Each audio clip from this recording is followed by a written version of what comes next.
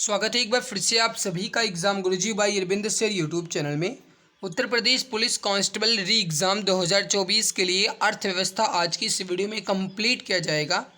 देखिए, जो अर्थव्यवस्था टॉपिक है ये इस महाभारत के जीके फाइनल जीके के लास्ट टॉपिक है, क्योंकि इसके पहले हमने इतिहास, भूगोल, विज्ञान और इसके अलावा संविधान ये सब टॉपिक मैंने कंप्लीट कर दिया है।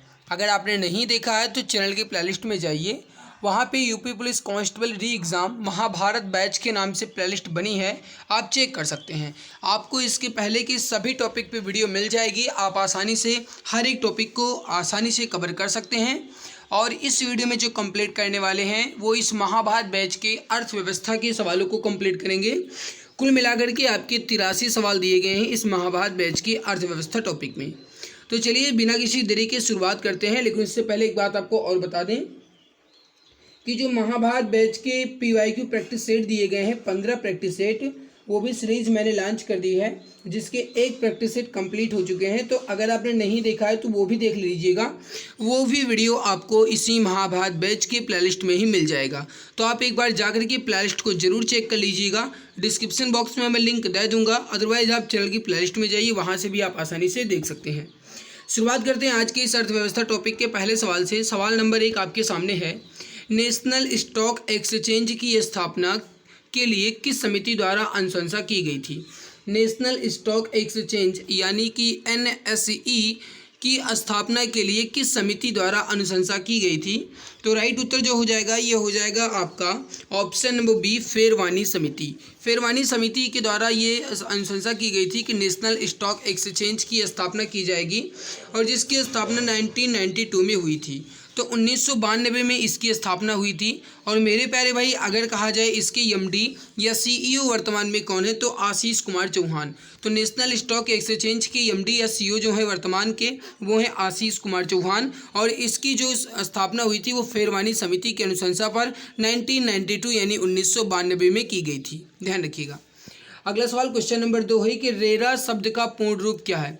जो रेरा शब्द है इसका पूर्ण रूप क्या है। देखिए, रेरा शब्द जो है इसका मुख्य उद्देश्य अगर कहा जाए तो घर की खरीदारी की सुरक्षा के साथ साथ जो रिपल एक्सटेटमेंट है इसमें निवेश को बढ़ाना, ये जो है ये रेरा का उद्देश्य है। अगर इसके हम फुल फॉर्म या फिर कहा जाए पूर्ण रूप की बात करूं तो इसका मतलब होता है रियल इस्टेट रेगुलेटरी अथॉरिटी। तो डी आंसर राइट हो जाएगा, रियल इस्टेट रेगुलेटरी अथॉरिटी जो है ये रेरा का पूर्ण रूप है या फिर फुल फॉर्म है, ठीक है। अगला है कि 1950 में सर्वोदय योजना का मसौदा या फिर ड्राफ्ट किसने तैयार किया था। 1950 में सर्वोदय योजना का मसौदा या ड्राफ्ट किसने तैयार किया था। क्वेश्चन नंबर 3 राइट उत्तर हो जाएगा आपका option number B, Jayaprakash Narayan या फिर कहा जाए JP नारायण। राइट उत्तर हो जाएगा क्वेश्चन नंबर 3 का option number B, Jayaprakash Narayan या JP नारायण। देखिए, अगर आपसे एग्जाम में पूछा जाए कि सर्वोदय योजना की शुरुआत कब हुई या फिर इसके मसौदा को कब तैयार किया गया, तो 1950 यानी 1950 में जयप्रकाश नारायण या JP नारायण द्वारा। अगला सवाल है आपके सामने क्वेश्चन नंबर 4 है कि आयकर एक डैश है। अब आपको ये बताना है कि आयकर क्या है, एक वृत्ति कर है, एक सेवा कर है, या एक प्रत्यक्ष कर है, या एक अप्रत्यक्ष कर है। तो देखिए, सही उत्तर हो जाएगा आयकर जो है ये एक प्रत्यक्ष कर है। राइट हो जाएगा आपका ऑप्शन नंबर बी, एक प्रत्यक्ष कर है। अगला सवाल है कि भारत में निर्यात आयात बैंक की स्थापना कब की गई थी। बताइए राइट उत्तर क्या हो जाएगा, भारत में निर्यात आयात बैंक की स्थापना कब की गई थी। राइट उत्तर हो जाएगा आपका ये हो जाएगा 1982 में। करेक्ट आंसर हो जाएगा आपका ऑप्शन नंबर बी, 1982 में। अगला सवाल है आपके सामने क्वेश्चन नंबर 6 है कि भारत में प्रथम निर्यात प्रसंस्करण क्षेत्र कौन सा है। भारत का प्रथम निर्यात प्रसंस्करण क्षेत्र कौन सा है। तो ये हो जाएगा कांडला बंदरगाह, जिसकी स्थापना कहा जाए तो 1965 यानी 1965 में हुई थी। तो राइट उत्तर हो जाएगा कांडला बंदरगाह। कांडला बंदरगाह जो है भारत का पहला निर्यात प्रसंस्करण क्षेत्र बंदरगाह है। राइट उत्तर हो जाएगा आपका कांडला बंदरगाह, और ये जो है 1965 में स्थापित हुआ था, इसको भी आप ध्यान रखिएगा। अगला सवाल है आपके सामने, FDI सुधार और इसकी परिभाषाओं के युक्तिकरण के लिए निम्नलिखित में से कौन सी समिति का गठन किया गया था। FDI, अगर मेरे प्यारे भाई कहा जाए FDI इसके मार्ग की बात की जाए कि इसके कुल मिलाकर के मार्ग कितने हैं, तो FDI के 2 मार्ग हैं, एक है स्वचालित मार्ग और दूसरा है सरकारी मार्ग। और अगर कहा जाए इसकी समिति के गठन के लिए किस क्या किसकी परिभाषाओं के युक्तिकरण के लिए किस समिति का गठन किया गया था? तो राइट उत्तर जो हो जाएगा क्वेश्चन नंबर 7 का, बताइए राइट उत्तर यहाँ पे क्या हो जाएगा। This question is very important, फटाफट बताइए राइट उत्तर यहाँ पे क्या हो जाएगा। तो सही उत्तर हो जाएगा आपका यहाँ पे ये हो जाएगा मायाराम समिति, सी आंसर राइट आंसर हो जाएगा। नेक्स्ट वाले आपके सामने कि जनवरी 1970 में शुरू किए गए ऑपरेशन फ्लड में कौन सी क्रांति का संबंध बताया गया है। देखिए ऑपरेशन फ्लड जो है इसका उद्देश्य जो था ये था भारत में दुग्ध उत्पादन को बढ़ावा देना, यानी कि अगर कहा जाए तो दूध से संबंधित ये था। और दूध से संबंधित इसमें अगर क्रांति की बात की जाए तो वो है श्वेत क्रांति। तो 1970 में ये शुरू की गई थी ऑपरेशन फ्लड, और इसका संबंध जो है ये 1970 के श्वेत क्रांति से था। तो राइट उत्तर हो जाएगा आपका ऑप्शन नंबर सी, श्वेत क्रांति यानी व्हाइट रेवोल्यूशन। तो सी आंसर आपका बिल्कुल राइट हो जाएगा। जो भी डी और ऑप्शन सी बता रहे हैं बिल्कुल सही आंसर हो जाएगा।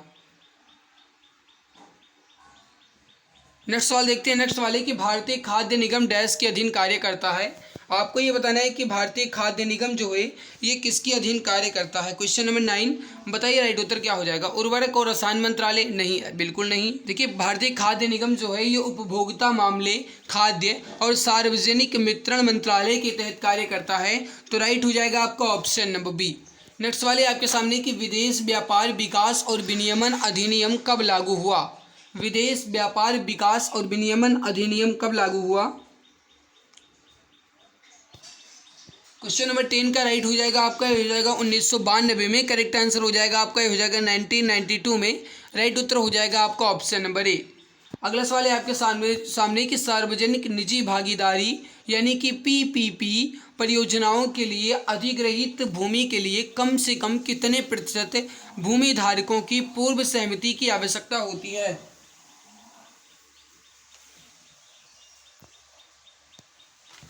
सही उत्तर हो जाएगा कम से कम 70%। तो राइट हो जाएगा 70%।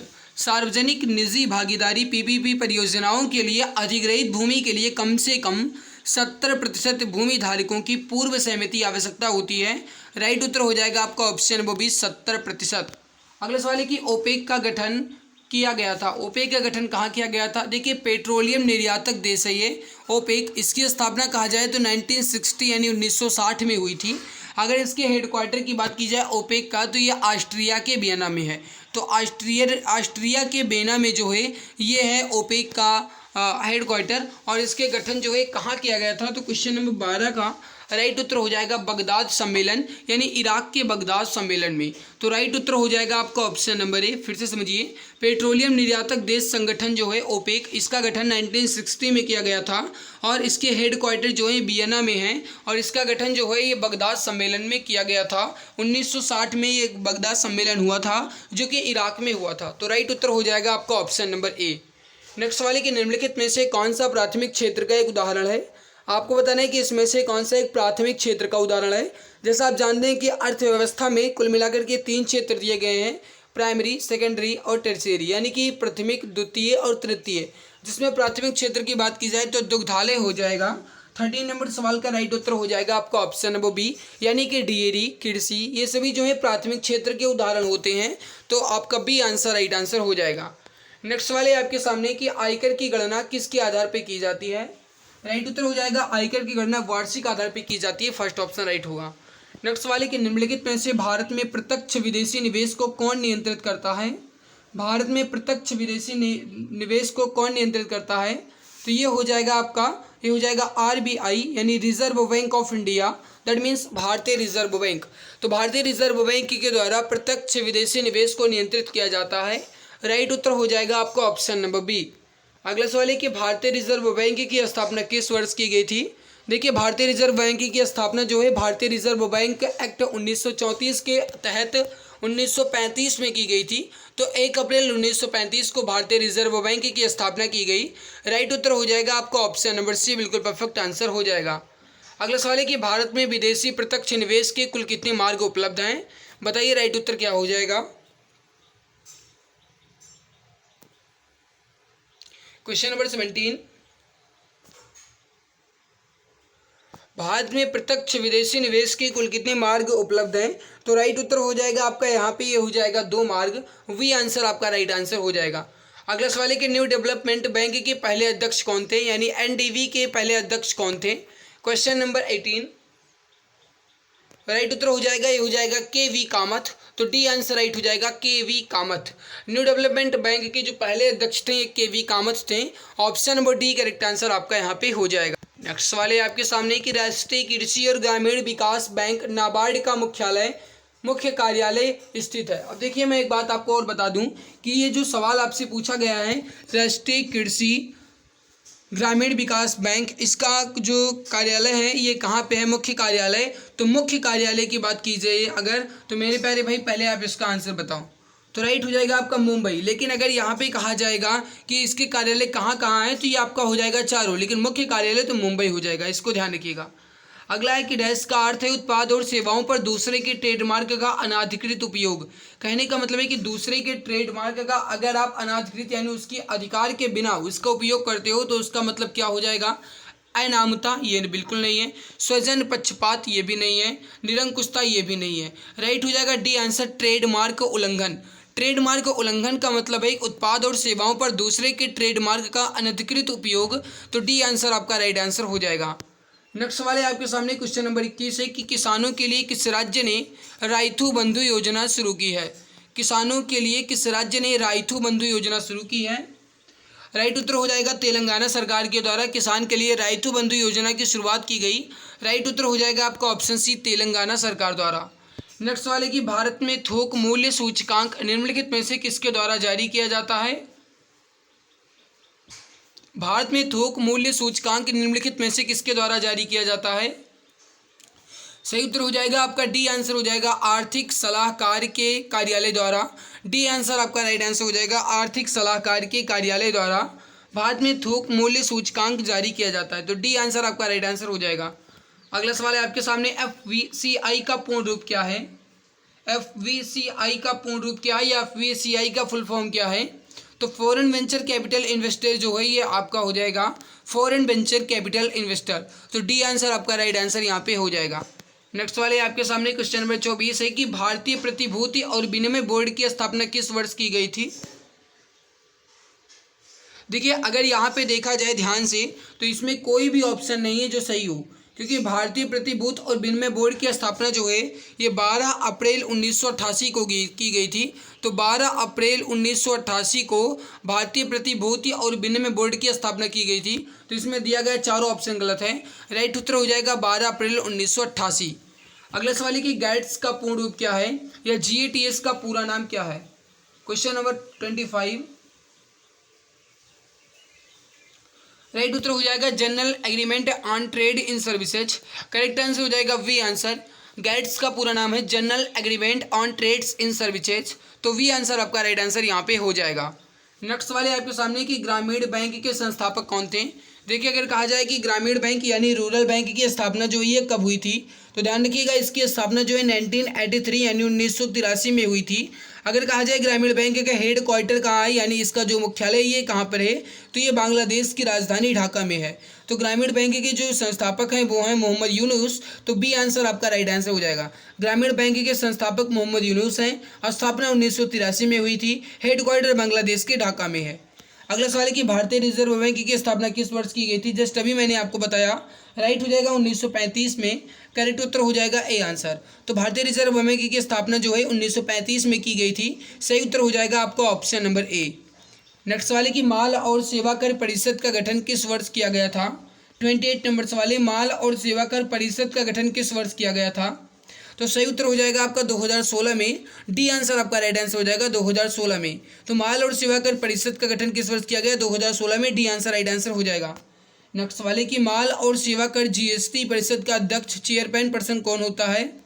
कहने का मतलब है कि माल और सेवा कर यानी कि GST परिषद का अध्यक्ष कौन होता है।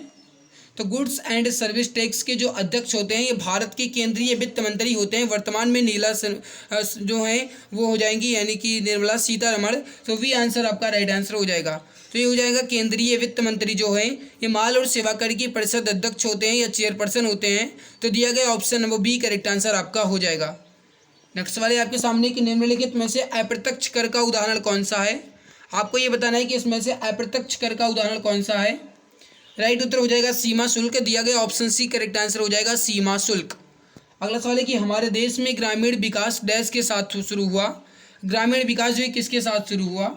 सही उत्तर हो जाएगा सामुदायिक विकास कार्यक्रम के तहत। Option number D correct answer आपका यहाँ पे हो जाएगा। नेक्स्ट वाले की किस उद्योग को आधुनिक उद्योग की रीढ़ कहा जाता है? This question is very important. किस उद्योग को आधुनिक उद्योग की रीढ़ कहा जाता है? तो राइट उत्तर हो जाएगा लोहा और इस्पात उद्योग। तो लोहा और इस्पात उद्योग को आधुनिक उद्योग की रीढ़ कहा जाता है, इसको आप ध्यान रखिएगा। अगला सवाल है कि भारत में राष्ट्रीय कंपनी कानून न्यायाधिकरण का गठन कब हुआ? भारत में राष्ट्रीय कंपनी कानून न्यायाधिकरण का गठन कब हुआ? 33 नंबर सवाल बताइए राइट उत्तर यहाँ पे क्या हो जाएगा। तो देखिए समझिएगा, भारत में राष्ट्रीय कंपनी कानून न्यायाधिकरण की स्थापना जो है ये 1 जून 2016 को हुई थी। तो 1 जून 2016 को कंपनी के अधिनियम 2013 की धारा 408 के तहत कंपनी का जो कानून न्यायाधिकरण का गठन है 2016 में हुआ। तो पूछा जाए अधिनियम कौन सा लगा था, तो राष्ट्रीय कंपनी अधिनियम 2013 की धारा 408, उसके तहत राष्ट्रीय कंपनी कानून न्यायाधिकरण की स्थापना हुई जो 2016 में हुई। तो सी आंसर आपका राइट आंसर यहाँ पे हो जाएगा। नेक्स्ट सवाल है आपके सामने, भारत में मुख्य कामगार को एक ऐसे व्यक्ति के रूप में परिभाषित किया जाता है जो एक वर्ष में कम से कम कितने महीने काम करता है? तो मुख्य कामगार में एक ऐसे व्यक्ति को परिभाषित किया जाएगा जो एक वर्ष में कम से कम आधि वर्ष यानी कम से कम 6 महीने काम करे। तो राइट उत्तर हो जाएगा 34 नंबर सवाल का वी आंसर आपका राइट आंसर हो जाएगा। नेक्स्ट सवाल है आपके सामने 35 नंबर, निम्नलिखित में से किसे पूंजीगत परिसंपत्ति नहीं माना जाएगा? आपको बताना है इसमें से किसे पूंजीगत परिसंपत्ति नहीं माना जाएगा। नहीं पूछ रहा है, बताइए 35 नंबर सवाल। देखिए अगर कहा जाए तो पुरातात्विक संग्रह, आभूषण, व्यक्तिगत आवासीय घर, ये जो है पूंजीगत परिसंपत्ति है। ग्रामीण कृषि भूमि ये नहीं है। राइट हो जाएगा सी आंसर। नेक्स्ट वाले आपके सामने, निम्नलिखित में से किस संगठन की सामान्य परिषद ने क्षेत्रीय व्यापार समझौते में पारदर्शिता स्थापित की है? सही उत्तर हो जाएगा आपका हो जाएगा विश्व व्यापार संगठन WTO यानी वर्ल्ड ट्रेड ऑर्गेनाइजेशन। तो डी आंसर आपका राइट आंसर यहाँ पे हो जाएगा। अगला सवाल है आपके सामने, विदेशी प्रत्यक्ष निवेश के लिए भारत ने कब मार्ग प्रशस्त किए?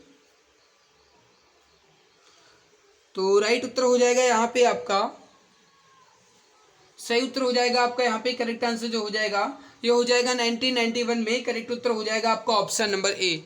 नेक्स्ट सवाल है आपके सामने कि पुनर्निर्माण और विकास के लिए अंतर्राष्ट्रीय बैंक को सार्वजनिक रूप से किस नाम से जाना जाता है?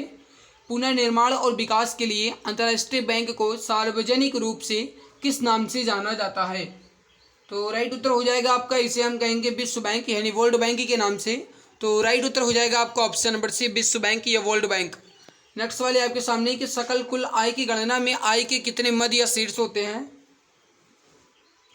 तो राइट उत्तर हो जाएगा 5। ऑप्शन बी करेक्ट आंसर आपका हो जाएगा 5। कौन कौन से कहा जाए तो वेतन, क्रय संपत्ति से आय, व्यवसाय या फिर कहा जाए पेशे से आय या पेशे से लाभ, पूंजीगत लाभ और अन्य स्रोत। तो 5 जो हैं ये पूंजीगत ये सकल कुल आय की गणना के मध्य या शीर्ष होते हैं। कौन कौन?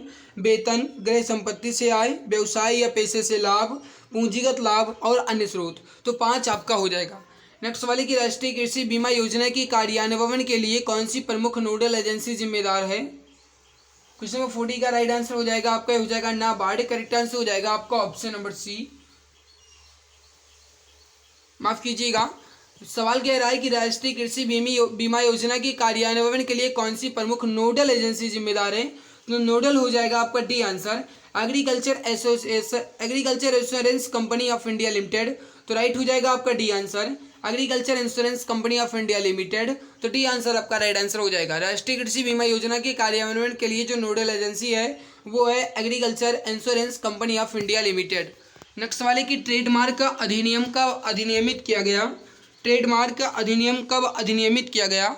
तो अधिनियम अधिनियमित करने की बात की जाए तो ये हो जाएगा 1958 में। तो डी आंसर राइट हो जाएगा 1958 में अधिनियमित किया गया।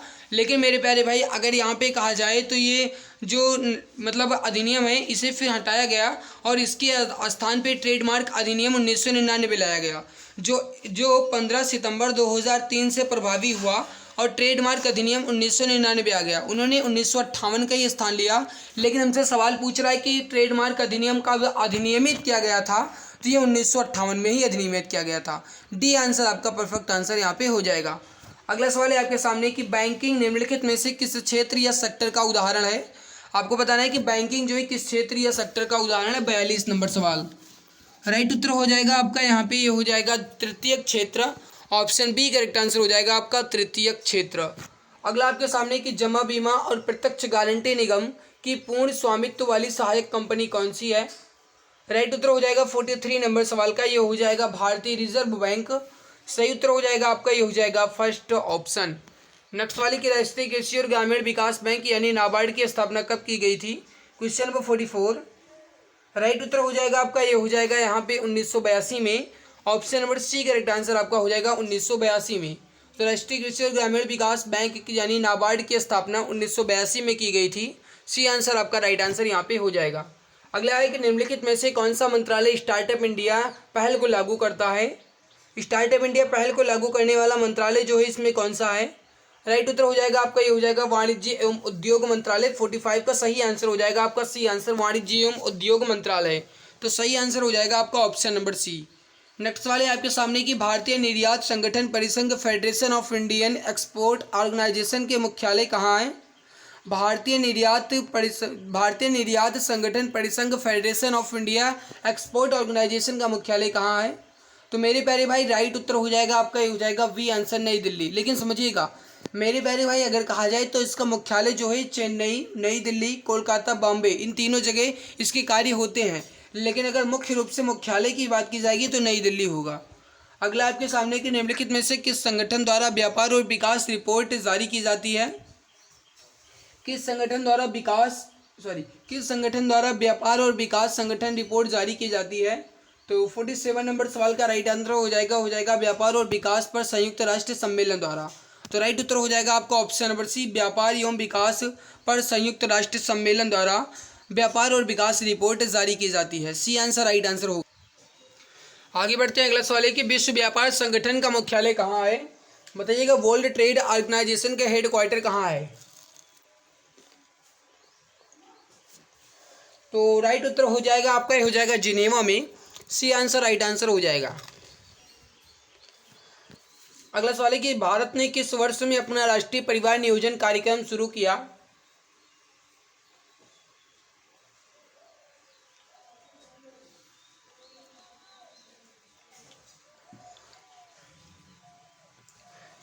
भारत ने किस वर्ष में अपना राष्ट्रीय परिवार नियोजन कार्यक्रम शुरू किया। तो 1952 में। डी आंसर राइट होगा। अगला आपके सामने की विदेशी मुद्रा प्रबंधन अधिनियम कब अधिनियमित किया गया था। क्वेश्चन नंबर 50 का राइट उत्तर हो जाएगा आपका ये हो जाएगा 1999 में। डी आंसर राइट आंसर हो जाएगा। अगला है कि निम्नलिखित में से कौन सा क्षेत्रीय व्यापार ब्लॉक एकल मुद्रा के साथ एकल बाजार के रूप में कार्य करता है। सही उत्तर हो जाएगा यूरोपीय संघ। सी आंसर राइट आंसर हो जाएगा। नेक्स्ट वाले आपके सामने की जीएसटी परिषद के पदेन सचिव के रूप में निम्नलिखित में से कौन कार्य करते हैं। सही उत्तर हो जाएगा केंद्रीय राजस्व सचिव। डी आंसर राइट आंसर आपका हो जाएगा। अगला सवाल है आपके सामने कि भारतीय इस्पात प्राधिकरण यानी steel authority of India limited कब निगमित किया गया था।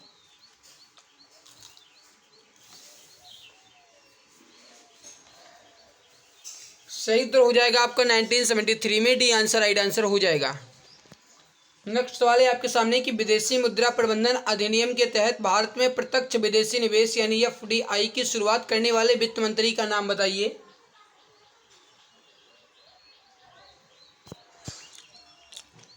देखिए जो एफडीआई की शुरुआत करने वाले वित्त मंत्री थे वो थे आई के गुजराल। तो बी आंसर राइट आंसर हो जाएगा आई के गुजराल। अगला सवाल है कि आर्थिक सहयोग एवं विकास संगठन यानी आईसीडी का मुख्यालय कहाँ है।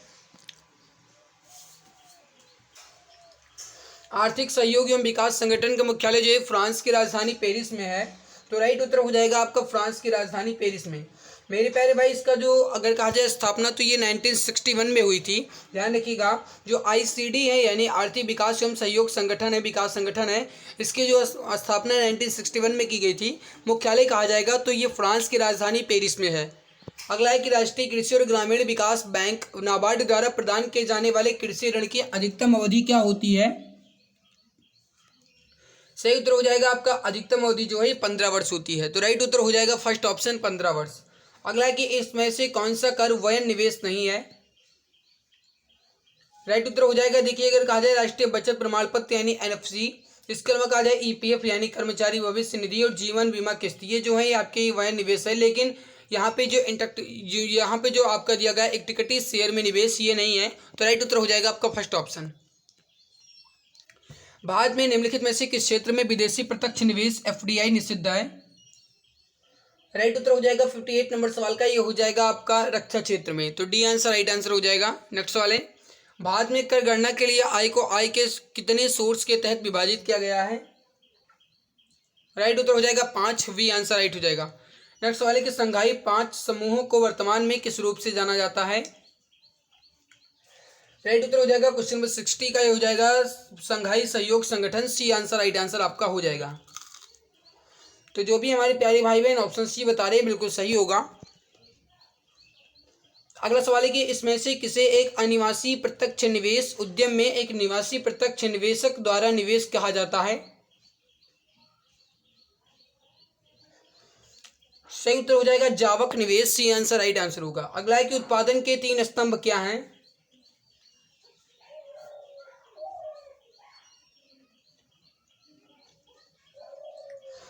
उत्पादन के 3 स्तंभ हैं भूमि, श्रम, पूंजी। भूमि, श्रम और पूंजी। तो राइट उत्तर हो जाएगा आपका सी आंसर। अगला है कि विभिन्न बाजारों में कीमतों या प्रतिलाभ में अंतर से लाभ लेने को क्या कहा जाता है?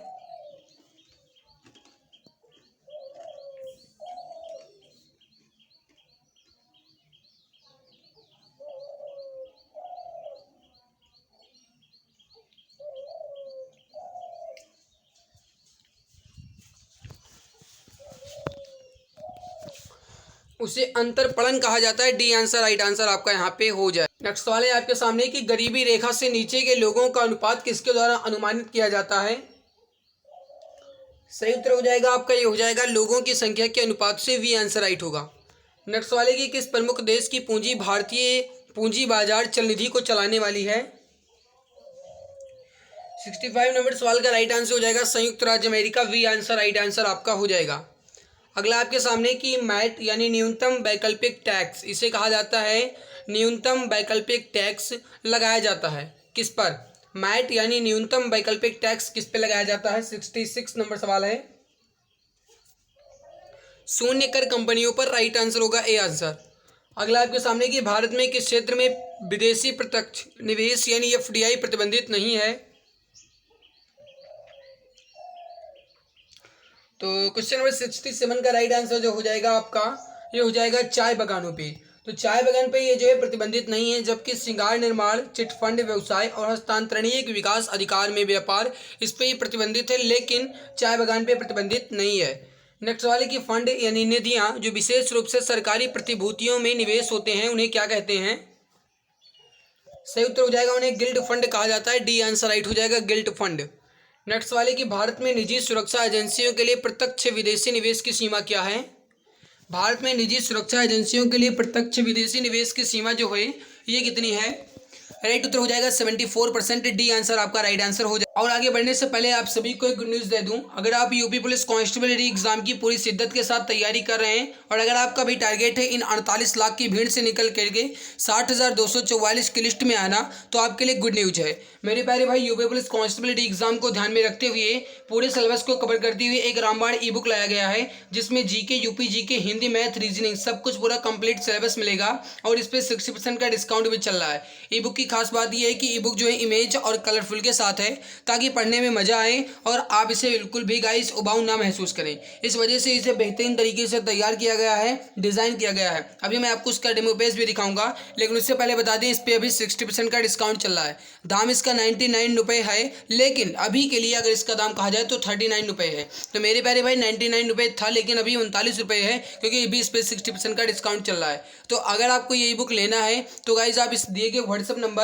है 8948 48667652 इस पर व्हाट्सएप कीजिएगा। यहाँ से आपको ये ई बुक मिल जाएगी। बाकी अगर आपको इसका डेमो पेज देखना है तो मैं आपको दिखा देता हूँ। तो अगर आपको इसका डेमो पेज देखना है तो आप यहाँ पर देख लीजिए कितने लाजवाब कंटेंट के साथ कितने बेहतरीन तरीके से ये ई बुक आपके लिए तैयार की गई है। पूरे 418 पेज की ये ई बुक है। खास बात तो ये है कि इमेज कलरफुल के साथ है। जितने भी सिलेबस हैं आपके यूपी पुलिस री एग्जाम के सिलेबस को ध्यान में रखते हुए सिलेबस वाइज यहाँ पे मेंशन किए गए हैं। इमेज कलरफुल के साथ बनाया गया है पूरे 418 पेज की। और मेरे प्यारे भाई, अगर आप इसे एक बार अच्छे से और पूरे दिल दिमाग के साथ पढ़ लेते हो तो फिर आपको किसी की कोई कोर्स की जरूरत नहीं है। अगर है जरूरत तो केवल और केवल एक बार अच्छे से पढ़ने की। तो एक बार आप देख लीजिए कितने बेहतरीन तरीके से लाजवाब कंटेंट के साथ ये ई बुक आपके लिए तैयार की गई। तो मेरे प्यारे भाई, देरी किस बात की, 60% डिस्काउंट का फायदा उठाइए और मात्र 39 रुपये में इस ई बुक को ले जाइए। दाम जो है ये है मात्र 39 रुपये। नंबर इससे है 8948667652। इस पर आपको व्हाट्सएप करना है। यहाँ से आपको इस ई बुक के बारे में पूरी जानकारी मिल जाएगी। बाकी कहीं कोई डाउट हो तो आप कमेंट सेक्शन में भी पूछ सकते हैं, चाहे गाइस आपके ई बुक से हो या कोई सवाल से हो। अगला सवाल बढ़ते हैं अगले सवाल की तरफ। सवाल है आपके सामने कि सरकारी खर्च के स्रोत कौन से हैं। सरकारी खर्च के स्रोत कौन से हैं? Question number 70। राइट उत्तर हो जाएगा घाटे की वित्त व्यवस्था और कर में बढ़ोतरी, ऋण का विस्तार। राइट उत्तर हो जाएगा फर्स्ट ऑप्शन। नेक्स्ट सवाल है कि अर्थव्यवस्था में असली मुद्रा मूलधन के कारण बढ़ जाती है। बताइए, कीमतों में कमी, ब्याज दरों में कमी, या कीमतों में वृद्धि, या ब्याज दरों में वृद्धि। तो क्या बढ़ या घट जाती है? 71 नंबर राइट आंसर हो जाएगा ब्याज दरों में कमी। तो राइट हो जाएगा अर्थव्यवस्था में असली मुद्रा मूलधन के कारण बढ़ती है और ब्याज दरों में कमी हो जाती है। वी आंसर राइट होगा। नेक्स्ट वाले शब्द भेदिया लेन देन यानी इनसाइडर ट्रेडिंग किससे संबंधित है? देखिए, भेदिया लेन देन जो है या फिर कहा जाए इनसाइडर ट्रेडिंग जो है ये स्टॉक मार्केट या कहा जाए शेयर बाजार से है। तो राइट हो जाएगा आपका सी आंसर, शेयर बाजार से संबंधित है। सी आंसर राइट होगा। नेक्स्ट वाले आपके सामने कि निम्नलिखित में से गति या तीव्रता के आधार पर कौन सी मुद्रास्फीति का एक प्रकार नहीं है? इसमें से कौन सा एक मुद्रास्फीति का प्रकार नहीं है? 73 नंबर सवाल। देखिए, अगर कहा जाए तो द्रुत मुद्रास्फीति, अति मुद्रास्फीति और मंद मुद्रास्फीति है, लेकिन लागत जन्य मुद्रास्फीति ये कोई मुद्रास्फीति नहीं है। तो वी आंसर राइट होगा। नेक्स्ट वाले, ऐसा कोई भी सौदा जिसमें संपत्ति या व्यक्ति के नाम स्थानांतरित की जाती है और भुगतान किसी दूसरे व्यक्ति द्वारा किया जाता है, तो वह सौदा क्या कहलाता है? फिर से समझिए, ऐसा कोई भी सौदा जिसमें संपत्ति एक व्यक्ति के नाम पर स्थानांतरित की जाती है और भुगतान किसी दूसरे व्यक्ति द्वारा किया जाता है, तो उस सौदे को आप क्या कहेंगे? उस सौदे को बेनामी लेनदान कहा जाता है। राइट हो जाएगा बेनामी लेन देन। तो करेक्ट आंसर हो जाएगा आपका बी आंसर, बेनामी लेन देन। नेक्स्ट सवाल है कि किन्हें अग्रिम कर के भुगतान से छूट प्राप्त है? इसमें से किन्हें अग्रिम कर के भुगतान से छूट प्राप्त है? देखिए, राइट हो जाएगा आपका डी आंसर, वेतनभोगी लोग जिनके पास कारोबार या पैसे के लाभ और अभिलाभ के मध्य में कर देने योग्य कोई आय नहीं है, उन्हें अग्रिम कर के भुगतान से छूट दिया गया है। तो डी आंसर आपका राइट आंसर यहाँ पे हो जाएगा। अगला सवाल आपके सामने है कि शून्य शुल्क पर चीनी के आयात की अनुमति किस लाइसेंस या नीति के तहत दी जाती है? शून्य शुल्क पर चीनी के आयात की अनुमति किस लाइसेंस या फिर नीति पर दी जाती है? तो 76 नंबर सवाल राइट उत्तर हो जाएगा आपका, ये हो जाएगा खुला समन्वय लाइसेंस। डी आंसर राइट होगा। अगला है कि वह कौन सा बजट होता है जिसमें प्रत्येक अवधि के लिए सभी खर्चों को न्यायोचित होना चाहिए? राइट उत्तर हो जाएगा आपका, ये हो जाएगा शून्य आधारित budget. D answer right answer हो जाएगा। अगला आपके सामने ESOP में ई जो है इसका मतलब क्या है? देखिए, ESOP अगर इसके फुल फॉर्म की बात की जाए तो होता है एम्प्लॉई स्टॉक ऑनरशिप प्लान। तो एम्प्लॉई स्टॉक ऑनरशिप प्लान में अगर कहा जाए ई का मतलब क्या है, तो एम्प्लॉई स्टॉक ऑनरशिप प्लान, ये ई का मतलब पूरा मतलब है ESOP का, जिसमें ई का मतलब है एम्प्लॉई। तो राइट उत्तर हो जाएगा फर्स्ट ऑप्शन एम्प्लॉई। नेक्स्ट सवाल है कि निम्नलिखित में से किस सेक्टर के समग्र विकास और प्रबंधन को सक्षम करने के लिए मिशन फिंगरलिंग नामक कार्यक्रम शुरू किया गया है? सही उत्तर हो जाएगा मत्स्य पालन सेक्टर के लिए। राइट उत्तर हो जाएगा फर्स्ट ऑप्शन मत्स्य पालन सेक्टर। नेक्स्ट वाले की जो अल्पसंख्यक छात्र UPSC SSC द्वारा आयोजित पूर्व परीक्षा उत्तीर्ण कर लेते हैं, उन्हें मुख्य परीक्षा की तैयारी में सहायता प्रदान करने के लिए जो योजना है उसका नाम क्या है? बहुत इंपॉर्टेंट सवाल है। जो अल्पसंख्यक छात्र, अल्पसंख्यक का मतलब होता है जिनकी संख्या कम हो, तो जो अल्पसंख्यक छात्र अगर कहा जाए भारत में अल्पसंख्यकों को, तो गाइज आपका जैसे कहा जाए मुस्लिम ये अल्पसंख्यक की कैटेगरी में आते हैं, बौद्ध जो होते हैं ये, इसके अलावा कहा जाए जो जैन धर्म को मानते हैं, जो सिख हैं, ये जो हैं ये अल्पसंख्यक की कैटेगरी में आते हैं। तो जो अल्पसंख्यक छात्र UPSC SSC द्वारा आयोजित पूर्व परीक्षा उत्तीर्ण कर लेते हैं, उन्हें मुख्य परीक्षा की तैयारी में सहायता प्रदान करने के लिए कौन सी योजना लाई गई है? राइट उत्तर हो जाएगा नई उड़ान करेक्ट उत्तर हो जाएगा आपका ऑप्शन नंबर ए, नई उड़ान। नेक्स्ट सवाल आपके सामने क्वेश्चन नंबर 81। भारत सरकार द्वारा शुरू की गई गंगा नदी को साफ करने की परियोजना कौन सी है? आपको बताना है कि गंगा नदी को साफ करने की परियोजना कौन सी है। राइट उत्तर हो जाएगा आपका, ये हो जाएगा नमामि गंगे। यहाँ पे गंगे लिखा है तो नमामि गंगे राइट उत्तर हो जाएगा आपका option number A, Namami Gange. अगला है कि राष्ट्रीय आयुष मिशन किससे संबंधित है? राष्ट्रीय आयुष मिशन जो है ये किससे संबंधित है? शिक्षा से। राइट उत्तर हो जाएगा आपका ऑप्शन नंबर ए। अगला आपके सामने कि संघ सरकार ने सरकारी स्वास्थ्य केंद्रों और अस्पतालों में गर्भवती महिलाओं को निःशुल्क स्वास्थ्य जांच प्रदान करने के लिए जून 2016 में किस योजना को शुरुआत किया? तो यहाँ पे राइट उत्तर हो जाएगा, देखिए संघ सरकार यानी केंद्र सरकार द्वारा सरकारी स्वास्थ्य केंद्र यानी सरकारी अस्पतालों में गर्भवती महिलाओं को निःशुल्क स्वास्थ्य जांच प्रदान करने के लिए कौन सी योजना शुरू की? 2016 में शुरू किया गया। नाम है उसका, वो है प्रधानमंत्री सुरक्षित मातृत्व अभियान योजना। तो डी आंसर आपका राइट आंसर हो जाएगा, प्रधानमंत्री सुरक्षित मातृत्व अभियान योजना। डी आंसर आपका राइट आंसर यहाँ पे हो जाएगा। सो गाइज यहाँ पे आपके जो सवाल दिए गए थे 83 सवाल दिए गए थे आपके इस अर्थव्यवस्था टॉपिक में, ये पूरे अच्छे से कंप्लीट हो चुके हैं और ये आपका जो है जीके का फाइनल सेट था ये पूरी तरीके से कंप्लीट हो गया है। अब जो अपना बचता है इस महाभारत बैच का वो मात्र पीवाईक्यू प्रैक्टिस बचता है, रीजनिंग मैथ बचता है। तो रीजनिंग मैथ जो है मैं धीरे धीरे करवा रहा हूँ क्योंकि गाइस उसके लिए थोड़ा टाइम लगता है, तो रीजनिंग मैथ में मैं करवा रहा हूँ। आप प्ले लिस्ट को चेक कर लेना, वहाँ पे आपको मिल जाएगी। और जो पीवाईक्यू प्रैक्टिस है वो आपका चल रहा है। बाकी मेरे प्यारे भाई आज की हमारी मेहनत कैसी लगी कमेंट सेक्शन में कमेंट करके जरूर बताइएगा। अगर अच्छी लगी तो लाइक जरूर कर देना भाई, चैनल पे पहली बार आए तो सब्सक्राइब कर लेना। बाकी जो बच्चे कह रहे थे पीडीएफ की कि पीडीएफ नहीं मिलता है, तो मैंने पीडीएफ जो है टेलीग्राम पे भेज दिया है। आप एक बार Telegram channel exam Guruji by Arvind sir को जरूर चेक कर लीजिएगा, वहाँ पे आपको ये सारी पीडीएफ मिल जाएंगी। बाकी मेरे प्यारे भाई इस ई बुक के बारे में मैंने आपको बता दिया। इस दिए गए व्हाट्सएप नंबर 8948667652 इस पर व्हाट्सएप करके इस ई बुक के बारे में जानकारी जरूर ले लीजिएगा। अब इस पर 60% का डिस्काउंट चल रहा है, मात्र 39 की मिल रही है। इस वजह से मैं बार बार बता रहा हूँ क्योंकि बाद में 99 रुपये हो जाएगा तो आप कहोगे कि 39 की थी तब आपने क्यों नहीं बताया।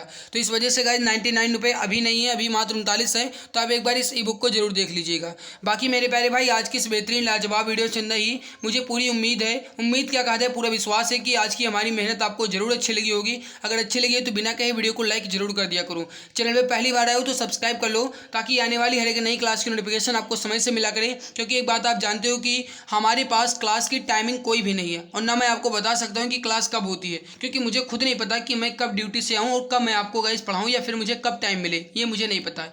इस वजह से गाइस जब भी टाइम मिलता है मैं आपको पढ़ा देता हूँ। और गाइस आप चैनल को सब्सक्राइब कर लेना, नोटिफिकेशन आपको मिलता रहेगा, जैसे ही क्लास होगी नोटिफिकेशन आपको मिल जाएगा। बाकी मैं टेलीग्राम पर लिंक भी शेयर कर देता हूँ।